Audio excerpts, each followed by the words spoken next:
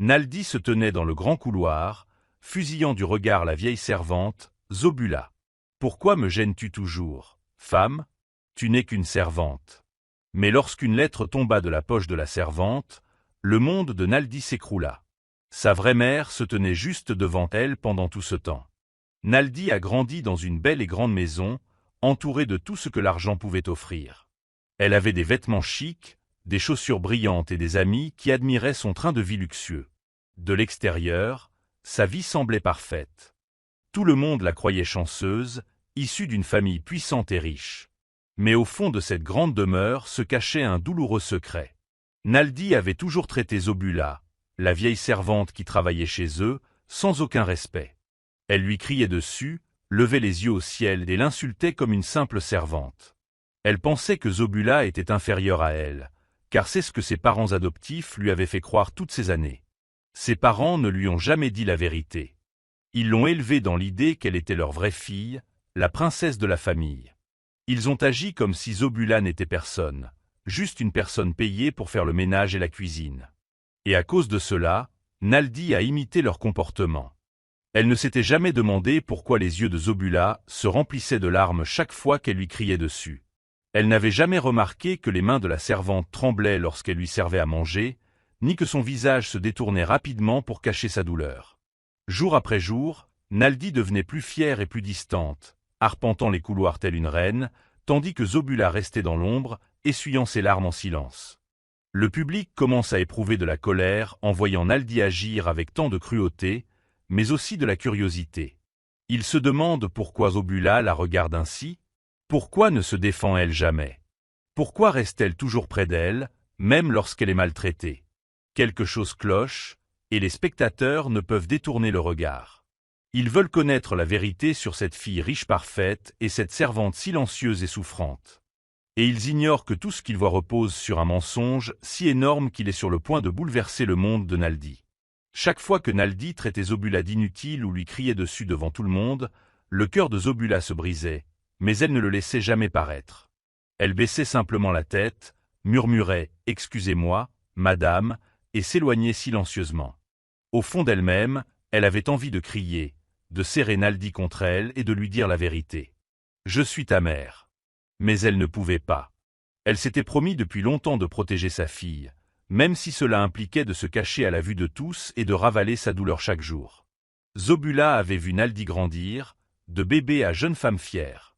Elle avait été présente à tous les anniversaires, remises de prix et fêtes de famille, mais jamais en tant que mère, seulement en tant que domestique.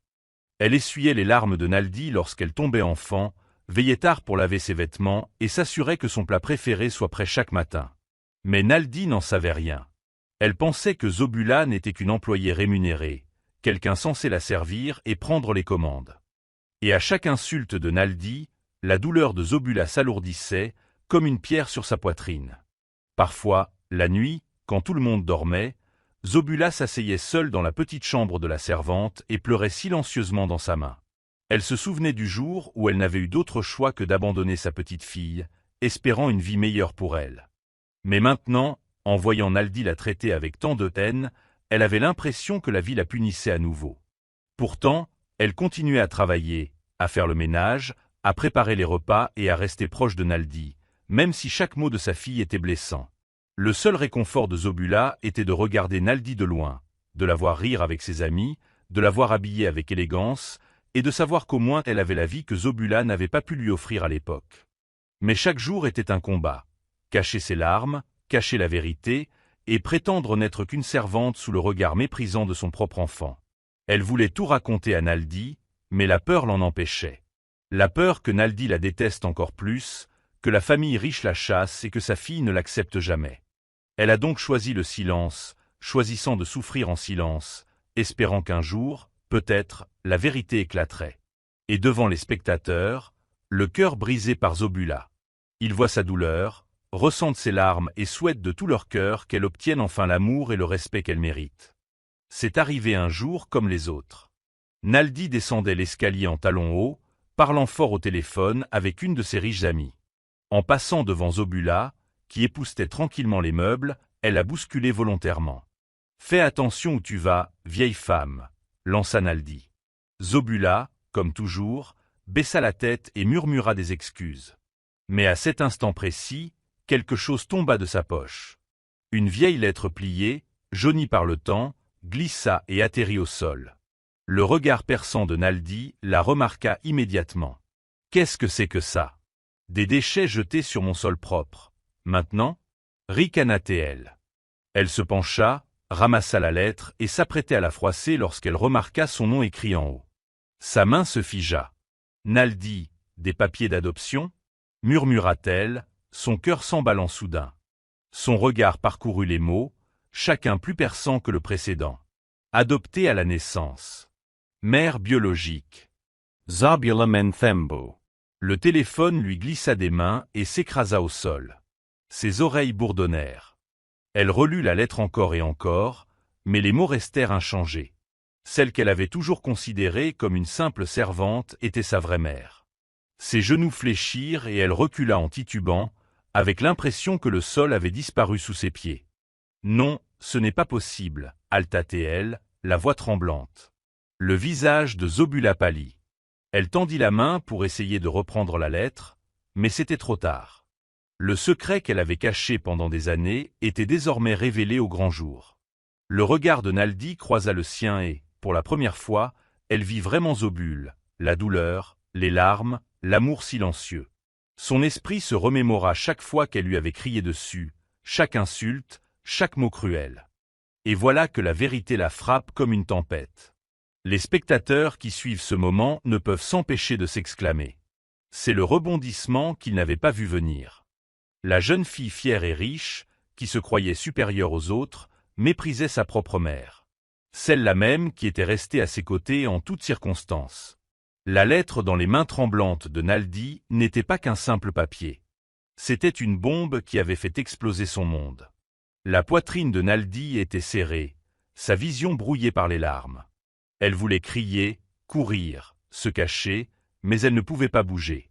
Elle ne pouvait que fixer Zobule, figée, le visage baigné de larmes silencieuses. C'était l'instant qui allait tout changer. Plus rien ne serait comme avant. Il y a des années, Zobula n'était pas la servante tranquille que l'on voit aujourd'hui. C'était une jeune femme aux grands rêves, mais la vie était très dure. Elle vivait dans une petite maison délabrée, faite de bois et de tôle. À la naissance de Naldi, Zobula la serrait contre elle chaque nuit, lui murmurant des promesses d'une vie meilleure. Mais chaque jour, la situation empirait. Il n'y avait plus rien à manger. Certains jours, Zobula ne buvait que de l'eau pour pouvoir donner le peu de bouillie qu'elle avait à son bébé. La pluie s'infiltrait dans leur minuscule maison, et le vent froid faisait pleurer le bébé toute la nuit. Zobula travaillait comme femme de ménage, frottant les sols du matin au soir, mais le peu d'argent qu'elle gagnait ne suffisait jamais. Elle regardait le visage maigre de son bébé et sentait son cœur se briser. Elle savait que si les choses continuaient ainsi, Naldi tomberait malade, voire pire. Elle ne dormait pas la nuit, pleurant silencieusement en tenant sa petite fille dans ses bras. Un jour, alors que Naldi tombait malade et que Zobula n'avait pas les moyens de se payer des médicaments, elle comprit qu'elle allait devoir prendre la décision la plus difficile de sa vie. C'est alors qu'elle entendit parler d'un couple riche de la ville qui ne pouvait pas avoir d'enfants. Ils avaient une grande maison, des voitures et tout ce dont un enfant peut avoir besoin. Le cœur de Zobula se brisa à l'idée de donner son bébé. Mais elle savait que c'était le seul moyen de sauver Naldi. Elle habilla son bébé des seuls vêtements propres qu'elle possédait, embrassa ses douces joues et se dirigea vers le manoir, les larmes aux yeux. Lorsque le riche couple vit Naldi, ils sourirent et acceptèrent de l'accueillir. Mais à une condition, Zobula devait disparaître de la vie de son enfant. Elle n'avait pas le droit de lui rendre visite, ni de dire la vérité à qui que ce soit. On lui donna une petite somme d'argent, juste assez pour commencer une nouvelle vie. Les mains de Zobula tremblaient lorsqu'elle signa les papiers. Elle voulait s'enfuir avec son bébé, mais elle savait que cela ne lui apporterait que davantage de souffrance.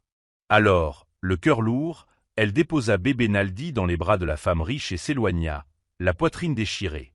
Les jours se transformèrent en années, mais Zobula n'oublia jamais sa fille.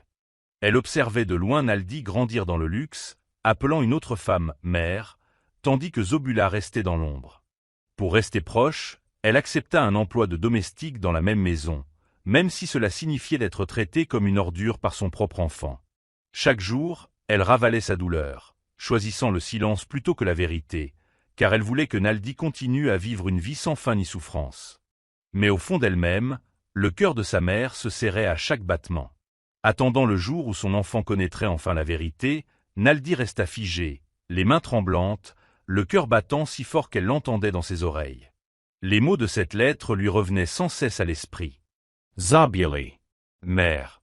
Adoption. Elle avait l'impression que le sol avait disparu sous ses pieds. Pendant tout ce temps, celle qu'elle appelait une simple servante était en réalité sa vraie mère. Ses genoux fléchirent, avant même de s'en rendre compte, elle s'effondra sur le sol froid, les larmes coulant de ses yeux comme un torrent inépuisable. Les souvenirs commencèrent à la rattraper, un à un, comme des couteaux aiguisés. Elle se souvenait d'avoir crié sur Zobula devant ses amis, de l'avoir traité d'inutile, de l'avoir traité de moins que rien. Elle se souvenait du jour où elle avait jeté son sac à Zobula et lui avait ordonné de le ramasser, comme une esclave. Chaque mot cruel, chaque regard furieux, chaque instant où elle traitait Zobula comme de la poussière brûlait désormais son cœur.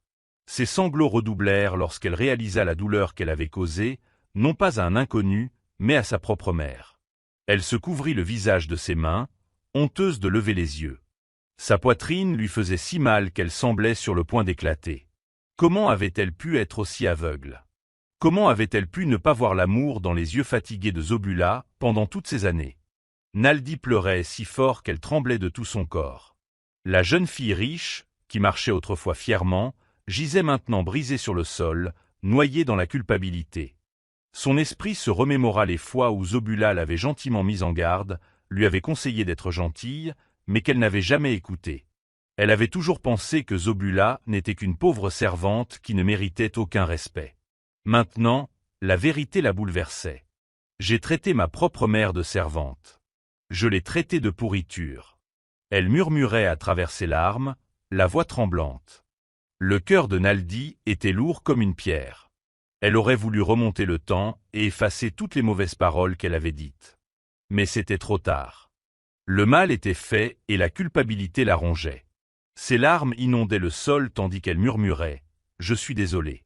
Je suis désolée, maman. Je ne savais pas. Je ne savais pas. » À ce moment-là, tout cet argent, tous ces vêtements chics, tous ces amis riches ne signifiaient rien pour elle. Elle se sentait vide, perdue et honteuse. La douleur d'avoir blessé celle qui lui avait donné la vie était insupportable. Ses cris résonnèrent dans la maison, atteignant les oreilles de tous. Mais Naldi s'en fichait. Tout ce qu'elle désirait, c'était voir Zobul tomber à ses pieds et implorer son pardon. Mais au fond d'elle, une peur noire la tenaillait. Et si sa mère ne pouvait jamais lui pardonner? Cette pensée la fit pleurer encore plus fort, son cœur se brisant en 1000 morceaux. Naldi fit irruption dans le grand salon, le visage baigné de larmes, les mains encore tremblantes. Ses parents adoptifs, M et Madame Dlamini, étaient confortablement installés sur le canapé moelleux, sirotant du thé comme si de rien n'était. Mais lorsqu'ils virent le visage brisé de Naldi et la lettre froissée dans sa main, leurs sourires s'évanouirent. Elle jeta la lettre sur la table et cria « Est-ce vrai? Zobul est-elle ma vraie mère? Dis-le-moi maintenant. » Sa voix se brisa, mais ses yeux brûlèrent de douleur et de colère. Pendant un instant, le silence régna. Ses parents se regardèrent, le visage crispé et froid. Puis M. Dlamini se recula et soupira. « Oui, c'est vrai, » dit-il d'une voix neutre, comme s'il parlait de la météo, et non d'un secret qui avait détruit le monde de Naldi. « Tu as été adopté. Zobul t'a donné à nous quand tu étais bébé. Nous t'avons élevé, nous t'avons tout donné. Tu devrais être reconnaissante. » Le cœur de Naldi se brisa encore plus. Reconnaissante, reconnaissante d'avoir vécu dans le mensonge. Elle hurla. « Pourquoi ne me l'as-tu pas dit? Pourquoi m'as-tu laissé haïr ma propre mère toutes ces années ?» Sa mère, Madame Dlamini, croisa les bras et détourna le regard. « Parce que ce n'était pas ton affaire de savoir. Nous avons fait ce qui était le mieux pour toi et pour l'image de notre famille. Comment cela aurait-il été perçu si les gens avaient découvert que notre fille était en fait la fille d'une bonne? On se serait moqué de nous. Nos amis ne nous auraient plus jamais respectés. » Naldi n'en croyait pas ses oreilles. Il s'agissait de leur fierté, de leur réputation, de leurs riches amis. Ni d'amour, ni de vérité. Elle en avait mal au cœur. Elle pensait que ces gens l'aimaient comme leur propre fille. Mais maintenant, elle voyait la vérité. Il se souciait plus de ce que les autres pensaient que de ses sentiments. Ses jambes faiblirent à nouveau, mais elle se força à se tenir droite. « Tu m'as utilisé, murmura-t-elle. Tu m'as arraché à ma vraie mère et tu m'as retourné contre elle. Et tu appelles ça de l'amour ?» Le visage de son père devint dur. « Surveille ton ton, jeune fille. Nous t'avons donné une belle vie. Sans nous, tu vivrais dans une cabane quelque part, affamée et pauvre. Alors ne te comporte pas comme la victime. » Ces mots transpercèrent le cœur de Naldi comme un couteau. Elle réalisa qu'ils ne la considéraient pas comme un membre de leur famille. Pour eux, elle n'était qu'une enfant adoptée qu'ils pouvaient modeler à leur image. Des larmes coulèrent à nouveau sur son visage. Mais cette fois, ses sentiments étaient mêlés de colère. Elle les regarda tous les deux, ce qu'elle appelait autrefois papa et maman. Et pour la première fois, elle ne ressentit qu'un vide glacial. « J'aurais préféré ne jamais mettre les pieds dans cette maison, » s'écria-t-elle. « Ma vraie mère vaut plus que tout ton argent et tes mensonges. » Sur ce, Naldi se détourna, le cœur brûlant. Prête à quitter une vie faite de secrets et de honte, Naldi pensait que le pire était passé après avoir affronté ses parents adoptifs. Mais elle avait tort. La véritable tempête a éclaté lorsque ses riches amis ont découvert la vérité. Tout a commencé par des murmures. Lors d'une fête d'anniversaire chic, une fille s'est penchée vers une autre et a ricané. « Vous avez entendu ? Naldi n'est pas vraiment une Dlamini. C'est juste la fille de la servante. » La nouvelle s'est répandue comme une traînée de poudre. Le lendemain, tous les membres de son cercle aisé en parlaient. En entrant dans le centre commercial où elle retrouvait toujours ses amis, Naldi remarqua les regards étranges. Les filles qui autrefois la serraient dans leurs bras et l'appelaient « reine », la regardaient maintenant avec un sourire narquois. L'une d'elles, le râteau, s'approcha et dit d'une voix forte « Alors, fille de bonne, tu es là pour nettoyer les sols ou faire les courses avec nous ?» Le groupe éclata d'un rire cruel. Le visage de Naldi devint rouge, son cœur battait la chamade. Elle voulait disparaître. Une autre amie, Tandy, qui empruntait les vêtements de Naldi, croisa les bras et dit « Pas étonnant que tu aies agi avec autant de fierté. Pendant tout ce temps, tu n'as été qu'une servante parmi d'autres, prétendant être l'une des nôtres. » Ces mots blessèrent profondément Naldi. Elle ouvrit la bouche pour parler, mais aucun mot ne sortit. Elle resta plantée là, figée, tandis que ses soi-disant amis se moquaient d'elle comme si elle n'était qu'un tas de poussière sous leurs chaussures. Même les garçons qu'elle fréquentait autrefois se joignirent à eux. L'un d'eux a crié de l'autre côté de l'aire de restauration. « Dis donc, Naldi, tu peux venir cirer mes chaussures. Tu dois être doué pour ça. Après tout, tu as ça dans le sang. » De nouveaux rires ont résonné. Les gens ont sorti leur téléphone et filmé sa honte. Des vidéos ont commencé à apparaître en ligne avec des légendes cruelles du genre « La fille riche s'avère être la fille de sa bonne. » Regardez son visage se déformer. Naldi sentait le monde se refermer sur elle. Son visage brûlait et les larmes menaçaient de couler, mais elle les retint. Elle se souvenait de chaque fois où elle avait méprisé Obala, pensant qu'elle était meilleure simplement parce qu'elle avait de l'argent et de beaux vêtements. Et maintenant, la même chose lui arrivait. La situation s'était inversée, et c'était plus douloureux que tout. Alors qu'elle s'éloignait, les épaules tremblantes, elle entendait encore les rires et les murmures. Son téléphone vibrait de messages, certains de personnes feignant de s'en soucier, mais la plupart n'étaient que des blagues cruelles. Pour la première fois, Naldi comprenait ce que signifiait être humiliée, être traitée comme une sous-humaine. C'était une souffrance qu'elle ne souhaitait à personne. Mais au fond d'elle-même, tandis qu'elle essuyait ses larmes, une petite voix murmura « Ce n'est pas la fin ». Car même dans sa honte, elle commençait à voir ce qui comptait vraiment. Et cette chute allait bientôt marquer le début de son ascension. Naldi n'en pouvait plus. Les maisons de luxe, les vêtements de créateurs, les amis riches qui se moquaient d'elle. Tout cela lui semblait faux, froid et vide. Elle était assise seule dans sa grande et belle chambre. Mais intérieurement, elle se sentait plus petite que jamais. Son cœur était lourd de culpabilité. Elle se souvenait de chaque mot cruel qu'elle avait adressé à Zobul, la femme qui avait tout enduré en silence. Maintenant, elle connaissait la vérité. Zobula n'était pas qu'une simple servante. C'était sa vraie mère. Un matin, Naldi fit un choix qui choqua tout le monde. Elle prépara un petit sac, laissant derrière elle ses objets de valeur. Fini les colliers en or. Fini les sacs à main clinquants. Juste des vêtements simples. Ses parents adoptifs la supplièrent de rester. « Où iras-tu? Dans la cabane de cette femme ?» Ils ricanèrent. Mais Naldi était décidée. Elle en avait assez de vivre dans le mensonge. Elle sortit du manoir, la tête haute, malgré les larmes qui ruisselaient sur son visage.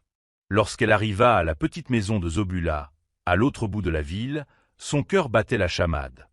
La maison était petite, avec des murs fissurés et de vieux meubles. Mais pour Naldi, elle paraissait plus réelle que le palais qu'elle venait de quitter. Zobula se tenait à la porte, choquée de voir sa fille là, un sac à la main. Naldi laissa tomber son sac et tomba à genoux. « Maman, je suis désolée » cria-t-elle d'une voix tremblante. « S'il te plaît, laisse-moi rester avec toi. Je veux te connaître, toi, la vraie. » Les yeux de Zobula se remplirent de larmes. Depuis des années, elle rêvait de ce moment, mais n'aurait jamais cru qu'il arriverait. Elle souleva Naldi et la serra fort dans ses bras. « Tu auras toujours une place ici, mon enfant, » murmura-t-elle. Les deux femmes pleurèrent dans les bras l'une de l'autre, leur douleur s'évanouissant tandis que l'amour prenait enfin sa place. Au début, la vie dans la petite maison était difficile pour Naldi.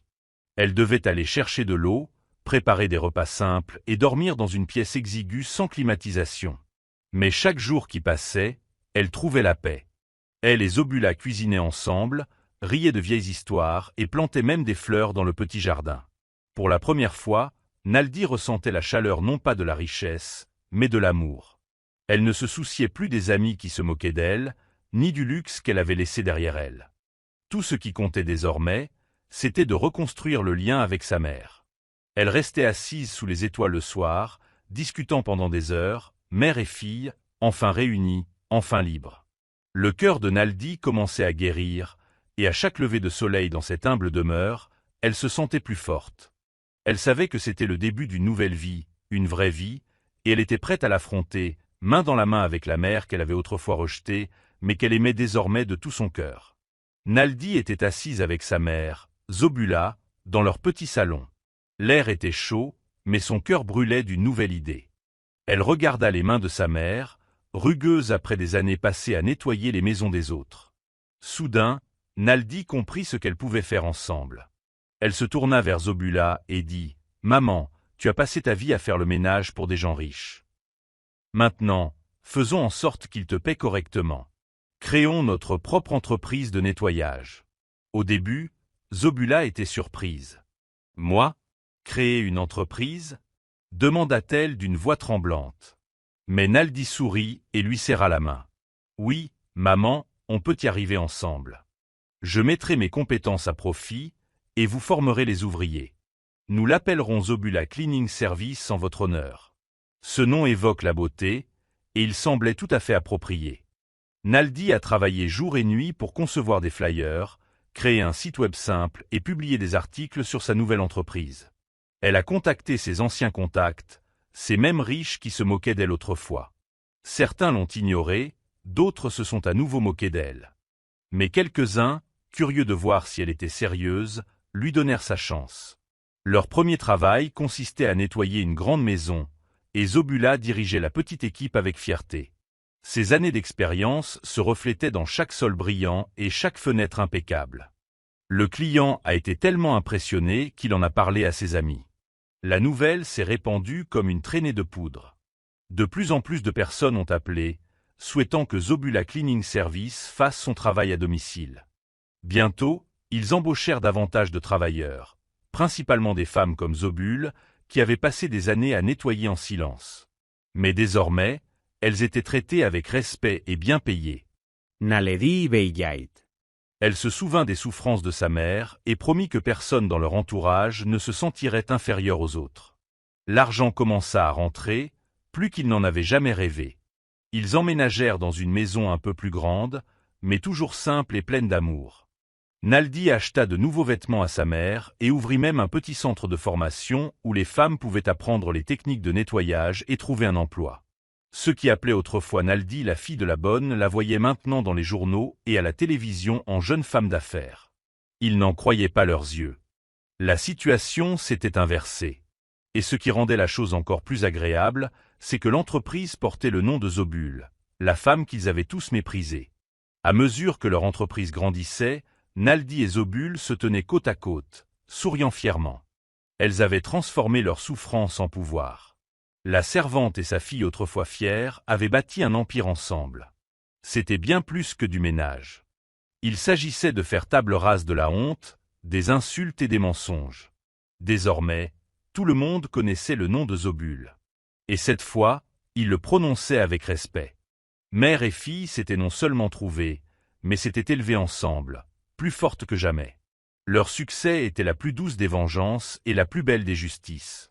Naldi se tenait sur une petite scène, le cœur battant, mais le visage serein. La salle était pleine et les flashs des appareils photo étaient allumés tandis que les gens attendaient son discours. Elle regarda sa mère, Zobul, assise au premier rang, les larmes aux yeux. Naldi prit une grande inspiration et s'avança d'une voix assurée mais douce. Elle a dit « Toute ma vie, j'ai pensé qu'être riche me rendait meilleur. Je méprisais les gens qui travaillaient de leurs mains. J'ai même insulté ma propre mère, ignorant la vérité. J'étais fier, mais j'étais vide intérieurement. La pièce était silencieuse. On aurait dit une mouche volée. La voix de Naldi s'amplifia. J'avais tout perdu, mes amis, mon nom, ma vie de rêve. Mais quand je suis tombé, la seule personne qui m'a rattrapé, c'était la femme que j'appelais autrefois, une simple bonne. Cette femme est ma mère.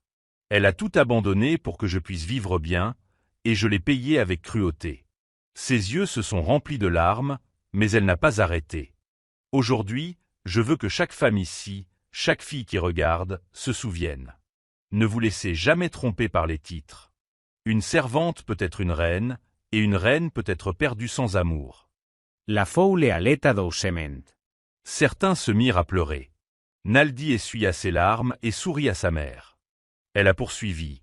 Si vous êtes une femme qui travaille dur chaque jour, ne laissez personne vous rabaisser. Votre valeur ne réside ni dans les titres ni dans l'argent. Elle réside dans votre cœur, vos mains, votre amour.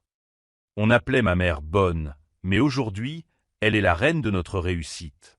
C'est mon héroïne. Les gens se sont levés, ont applaudi et pleuré. Les applaudissements ont fait trembler la salle. Naldi a tendu la main à Zobula, qui s'est levée lentement, le visage baigné de larmes. Mère et fille se sont serrés fort dans les bras sur scène, et la foule a redoublé d'acclamations. Les caméras ont immortalisé ce moment fort, et il s'est rapidement répandu partout. À la télévision, sur les téléphones, sur les réseaux sociaux. On l'a surnommé le discours qui a ouvert les cœurs. Des femmes du monde entier l'ont partagé, affirmant que cela leur apportait force et fierté. Naldi a regardé la foule une dernière fois et a déclaré « L'amour m'a rendu riche à nouveau, et je passerai le reste de ma vie à soutenir chaque femme qui a été rabaissée. Parce que maintenant je sais qu'une vraie reine est celle qui n'oublie jamais que sa couronne et sa gentillesse. » Les lumières se sont tamisées et la scène s'est terminée avec Naldi et Zobula debout, main dans la main. Leurs cœurs ont enfin guéri, et les spectateurs du monde entier ont essuyé leurs larmes, ressentant le message au plus profond d'eux-mêmes.